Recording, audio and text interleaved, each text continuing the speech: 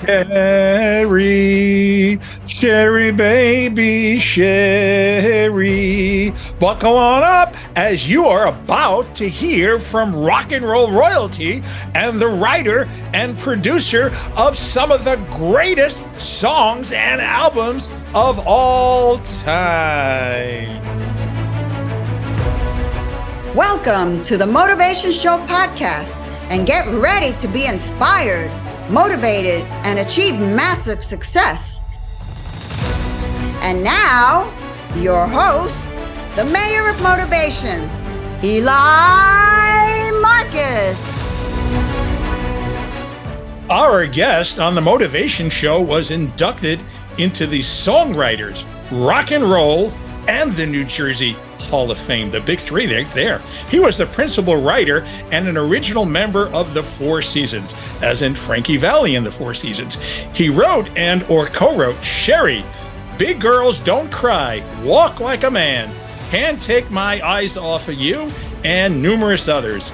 He produced a number of songs for Marvin Gaye, Diana Ross, Michael Jackson, Roberta Flack, we can probably go on all day here, and others. His longtime association with Neil Diamond yielded 7 albums. Welcome to the Motivation Show, Bob Gaudio. Well, thank you so much, Eli. I appreciate that. That was. I'm feeling old.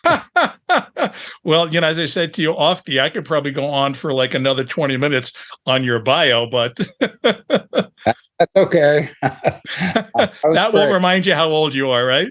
Well, yeah. Why not? I'm 82. No, I'm going to be 82. Don't rush it there, Bob. No. Sure. Well, we're going to go right back into the 1950s now that we're talking about age, because I understand that in 1956, the band that preceded the Four Seasons was called the Four Lovers, and I bet you a lot of your fans may not know that. How did the Four Lovers actually become the Four Seasons in 1960? Well, I have to clarify, as they told me when I joined the band, it's the Four Lovers of Music. So I need to put that out there.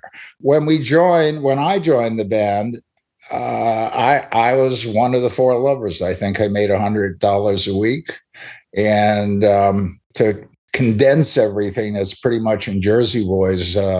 We met Bob Crew in an elevator, and he knew Frankie from a while before.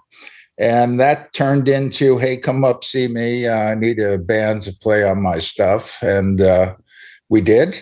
And he promised us a recording contract. And at some point, we finally got around to recording our own stuff. And Sherry came out, and here we are. And we changed the name because nobody liked the Four Lovers. And it was time for a change. Well, I like both names. Yeah. So Bob Crew was producing the Four Lovers right back then. And how did this evolution occur where you ended up becoming the producers of the Four Seasons? Well, it went back and forth. Bob and I worked really well together. We wrote some songs that did pretty well. And eventually, I learned from a master. So I started to take the reins a little more as we went on.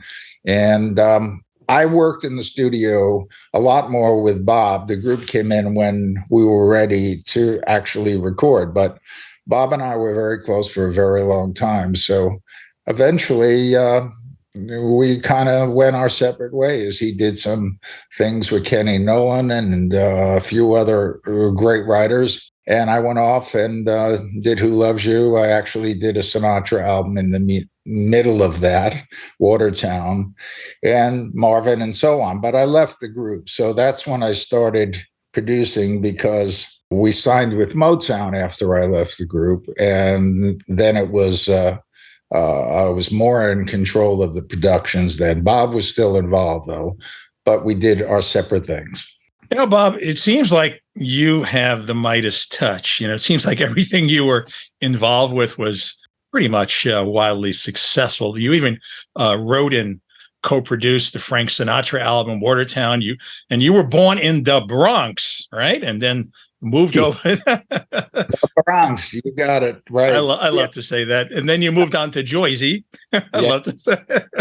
But I must make mention of my school was PS 89, and I'll always remember that number. So it was fun. The Bronx started to get pretty rough, and my parents said, "Hey, let's get out of here," and that's when we moved to Bergenfield, New Jersey.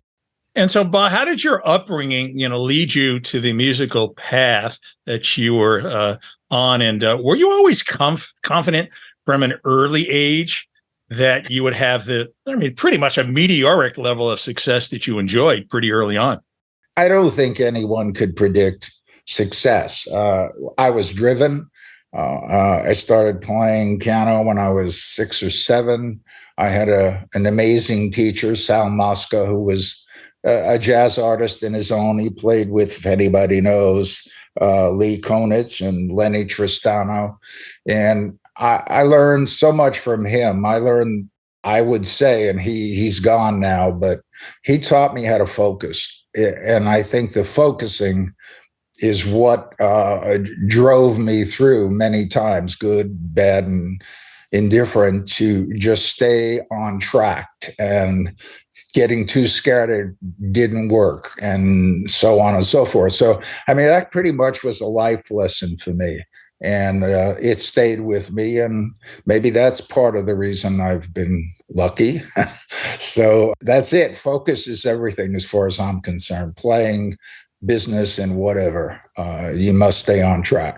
Well, there's a lot of distractions, that's for sure. And particularly in today's world, you can get on the internet and just a million different ways you can watch things on TV. Back in the old days, but you had Ed Sullivan and a few other channels. But today it's real easy to get distracted. And you said a very powerful word, focus. When you mean focus, are you talking about, literally working 14-hour days, 6 or 7 days a week? What is your definition of focus? I guess you could look at some of the great actors, and they're in character on stage and off stage. When the camera's rolling, they do what they do. And when you go have a burger in the local restaurant, they stay in character too.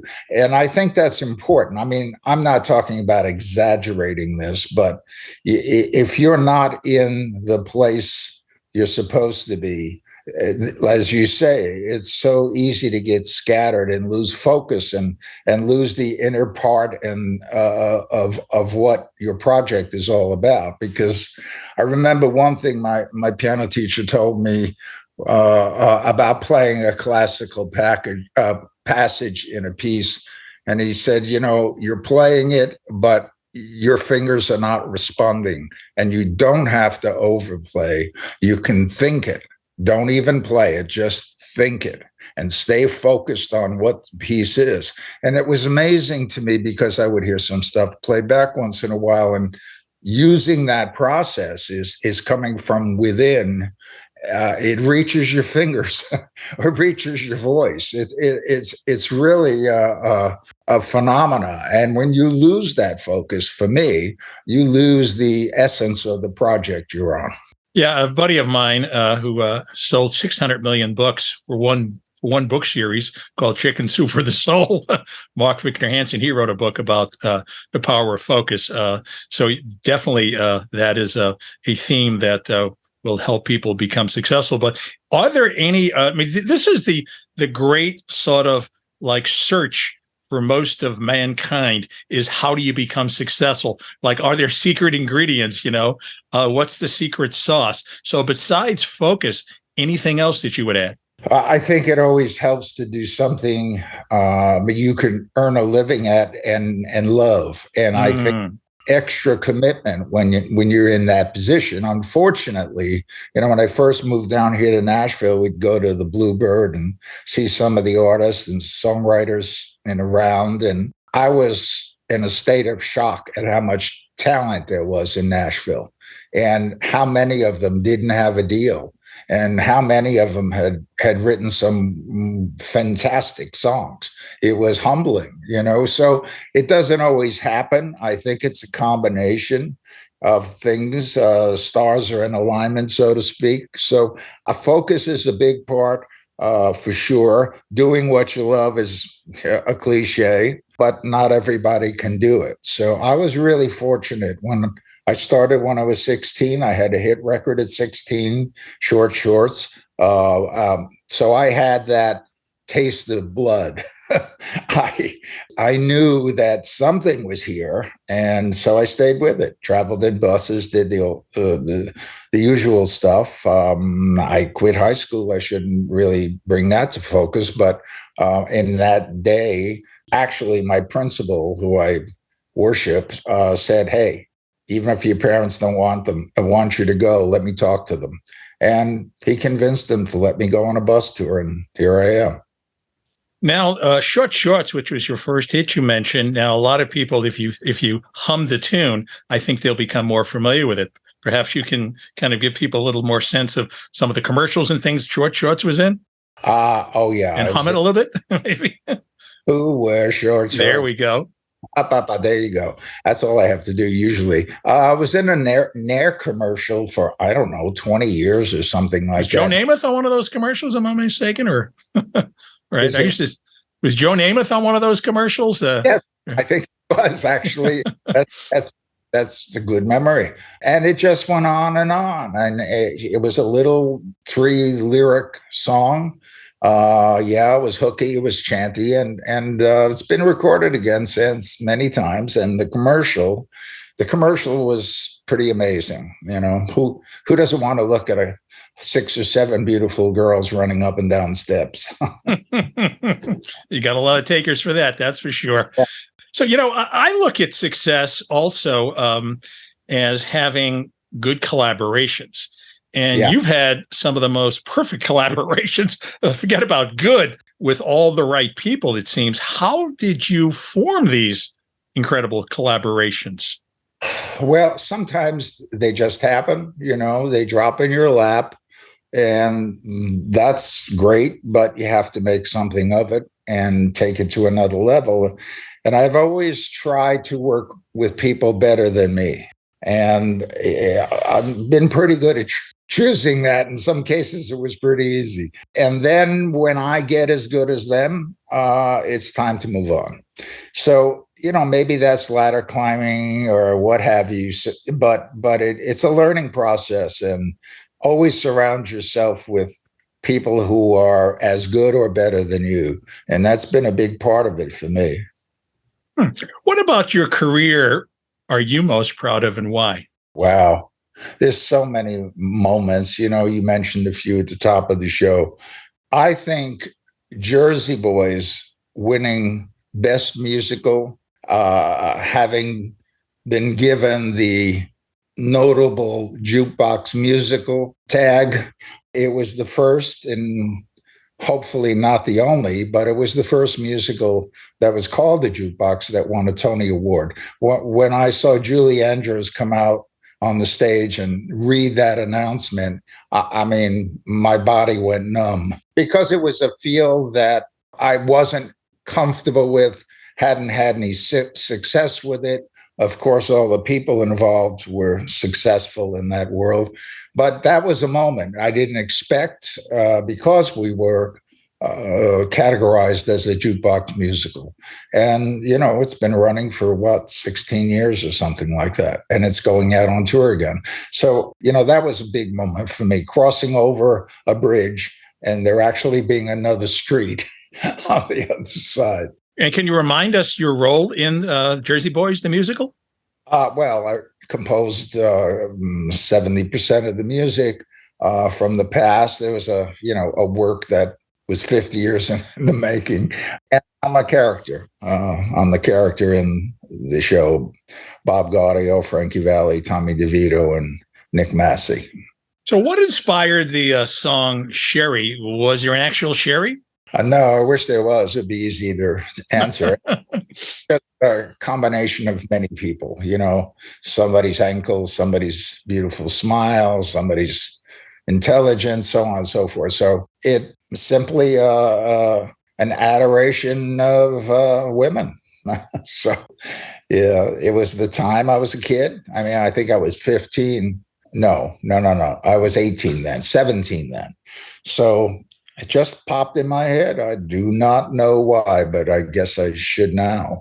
And how about Can't Take My Eyes Off of You? Was that inspired by anyone? Well, Bob Crew came up with that title. We were at his place writing, and he dropped the name on the piano.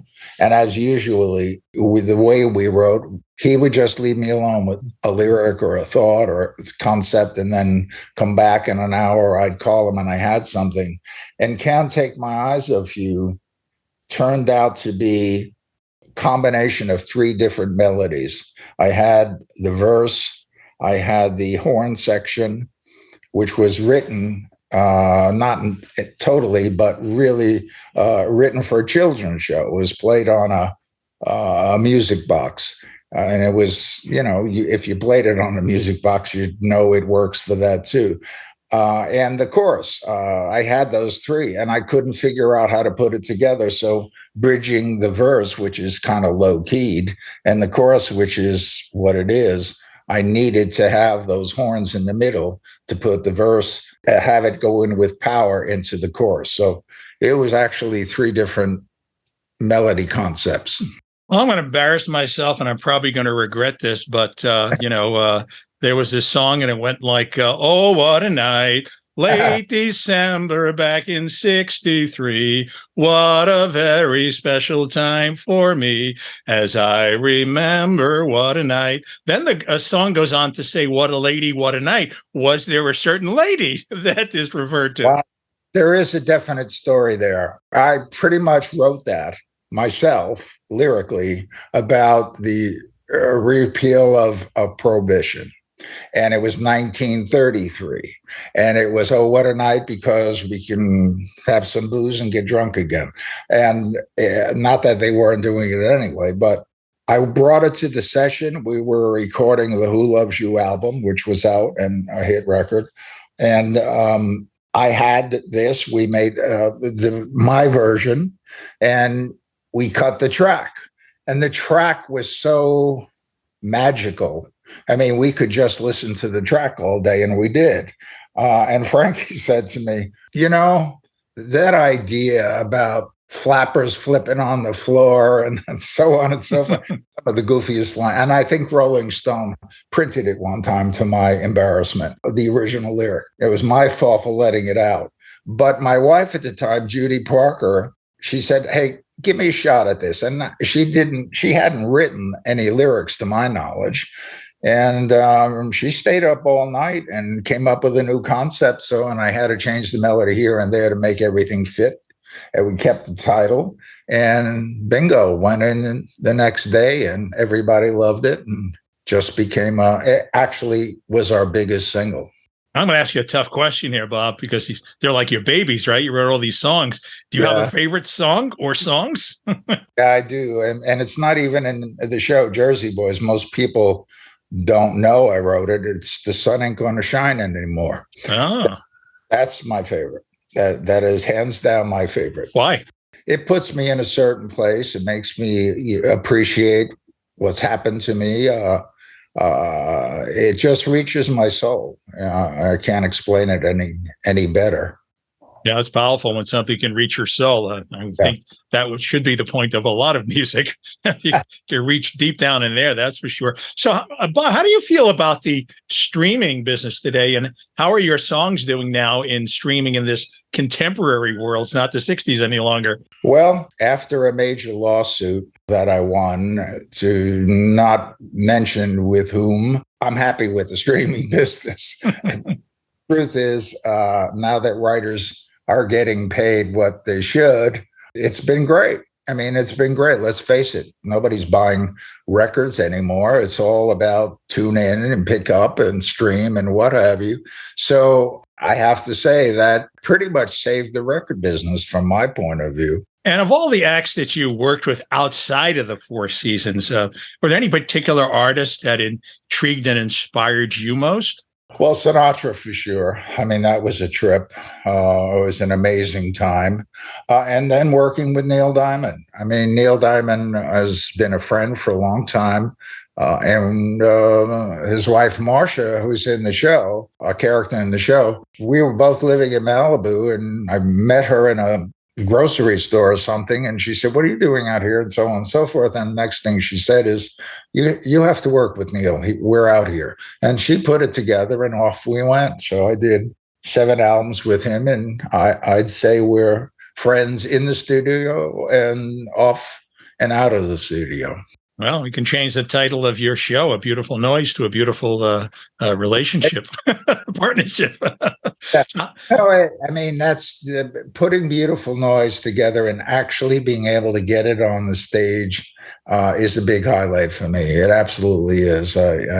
Neil is a big fan of Jersey Boys, and, it's like, wait a minute, how come we could get a show and he hasn't yet? So he was very happy about getting that going, and he was a big part of it. It's about his story, and he told some depressing moments and Parkinson's and so on and so forth. So it's a powerful show, and I'm proud of it. And we didn't get any nominations, which kind of says something to me about jukebox musicals, but we're not going there this time. Well, I can tell you, I saw it twice, and I was dancing in the aisles, singing all the songs and the lyrics. I had a great time. And what's really good, I guess, you really were true to life. You didn't just try to put out, the fun stuff. You actually told the story, a story that a lot of people don't realize how Neil has suffered. And that's why I really enjoyed it, because you kind of had the melancholy, you had it all. And I'm glad you feel that way, because that was the purpose. Purpose was to show the other side. And it doesn't matter how much money you have. It's still something that could crush your family, being put in a superstar position. And just because you've had that success doesn't mean you have to be a happy guy. And he had his troubles, and we all have, but in particular, he was hit pretty hard for a long period of time. And it does happen. You could easily brush it off and say, well, look how much money he made. He's an idol. What's his problem? That doesn't work, I'm afraid.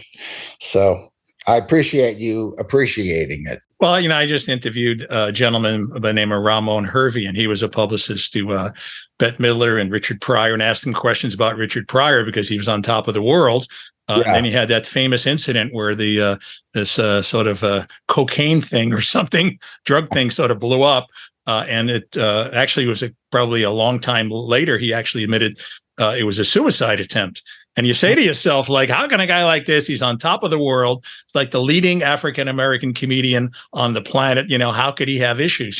How could he have insecurities? And I suppose fame isn't everything, right? There's, just one part of life, and it comes with its own problems. It's big sacrifice for your art, but it really can take down a family. And some people can put it all together and walk that line, and some people don't. Because, like I said earlier, you have to put your whole heart and soul into what you do. And in doing that, some things have to slip to the side. Yes. And it's we've all done it. I mean, I've done it. Frankie's done it. Anybody I know has had a chaotic family relationship. Some people can pull it off, but most people in this business and that are creative don't do well with that. Yeah. And so what do you expect audiences to feel during A Beautiful Noise? And how do you want these audiences to feel after they leave the show? Well, obviously, if they're walking down the street singing and dancing, I'm a happy guy. Sure. And that seems to be the case with Beautiful Noise. You get that kind of afterglow, and it's thrilling to see that. Sometimes I stand out in front of the theater and hope nobody sees me or knows who I am, and just watch what they say, what they do, where they go, negatives and positives. I've not seen any negatives. I assume they don't know who I am. So, they're speaking freely, but to feel that electricity that happens in the audience is pretty difficult to overlook and not feel. Even if you're not, say, a Neil Diamond fan or a Frankie Valli fan or a Four Seasons fan or whomever, it's hard to bypass that. It's in the air, and it's a fantastic feeling to be part of. Well, I had an interesting pleasure when I went to see the show. There was a gentleman by the name of Andrew Lloyd Webber that was there the same night. And during intermission, I went over and I actually chatted with him a little bit. And I said, "What do you think of the show?" He was actually blown away. He loved it. So you get a guy like that who created the music for Phantom of the Opera and all these other legendary shows supporting it. That means more than the Tony, even, I think. Well, you bet. And I have to say, Andrew Lloyd Webber pretty much brought back the theater business. And we can go way back to, I don't know, Cats. I mean, he's got an arm and another arm full of smash brilliant shows. And kudos to him. So yes, you're right. To hear him say he even liked it, and no less felt a spirit in there is amazing. We had a chance to do a moment on the Tonys, even though we weren't nominated. But I have to tell you, to see people in the audience like the stars that were singing Sweet Caroline, even though it's kind of like a cliche thing, you couldn't do a show that with Neil and not have that song be sung or play baseball. It was an amazing thing to watch. That's what we want. That's what we get when you come to the show. You see that. You see, I used to sit up in the early on in the box seats above. I never watched the show. I watched the audience. And watching the audience respond, like you say, how you felt. That's the show for you. You bet. So, Bob, what do you think makes Neil Diamond and his music able to transcend the usual fading plateau of success that most artists have? And instead, he's as strong as ever now in like a remarkable 7 decades of musical success, where, his classic songs like Sweet Caroline still resonate today. And even where Gen Z can sing the lyrics of. Yeah. I think some songs are just meant to hang around through movies, through commercials, through artists who grew up with that. It's just something. His songs have been recorded many, many, many times, and that's important. And one of the things that got me interested, besides Neil being a friend, was Neil's music is dramatic. You can call it whatever you want, but it's dramatic. There are moments like Suleiman and things in the show where you really feel your insides rumble. You feel something's coming up here. Something's starting to move me here. What's the spirit I'm feeling? I don't know about critiquing the music. I just know I can only critique it with what it feels like in my stomach when I hear it. Holly Holy, America, so on and so forth, Hello Again, Forever in Blue Jeans, whatever. It has an inside track to emotion. And that's why I think his show works. Some catalogs don't work. They're too much of a sameness. And Neil's isn't. It's very diversified. Well, I want to thank you on behalf of my mother, because she was a huge Barbra Streisand fan, and you, of course, was behind one of the great songs of all time, "You Don't Bring Me Flowers." What was it like producing the Neil Diamond Barbra Streisand duet and Neil Diamond album of the same name? Yeah. Well, that happened from a radio show. Somebody realized that they were in the same key, did some cutting, and turned it into a duet. And then nobody wanted to put it out with that, the way it sounded and all. So we put it together. But going into the studio, the thing I wanted most, which was a little bit difficult for both artists to swallow, maybe it wasn't Neil so much as Barbra. She's used to working with a brilliant set of musicians, strings, and so on and so forth.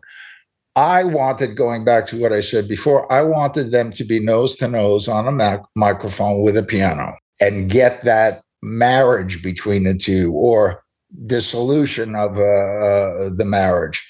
And we got it. I think we got it. And I put the strings and horns and whatever on after. But it just being able to get the record finished was an Academy Award for me. I just felt like, oh my God, how am I going to get through this and stay alive? But it worked out great. Everybody was wonderful.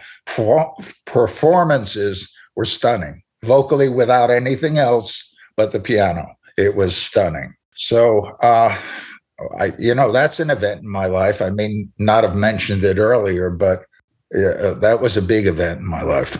Well, you had that big event, but what would Bob Gaudio want to be most remembered for, considering your breadth of work and all these incredible songs and highlights and high points? Well, there's an album I wrote with Jake Holmes, you mentioned earlier, with Sinatra, called Watertown. And right now, we're in the throes of potentially turning that plus an additional 10 songs added to that project into a movie. If that comes through, I'm going to retire. That'll be. You don't seem like the kick back in a hammock kind of guy, Yeah, I'm not. But I could try. I mean, I'd have to try harder, but I could do it. Anything else you would like our listeners to know about? No, I mean, from an inspirational standpoint, all I can say is don't expect to grab that star, but, one level below ain't bad either. Just reach for the stars and see where you land. And usually if you're that talented, something will come of it. And stay with it, focus, focus, focus. I like that. 3 words: focus, focus, focus. You don't need much more than that. Well, thank you so much for being a part of our show today, Bob. I really appreciate it. Okay, pal. Thank you so much. I appreciate you.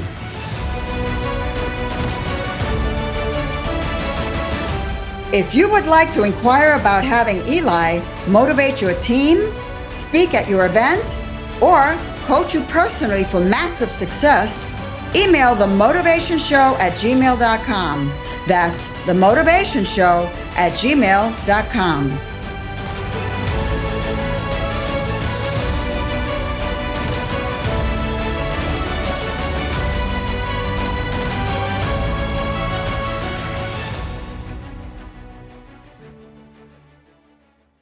This podcast is a part of the C-Suite Radio Network. For more top business podcasts, visit c-suiteradio.com.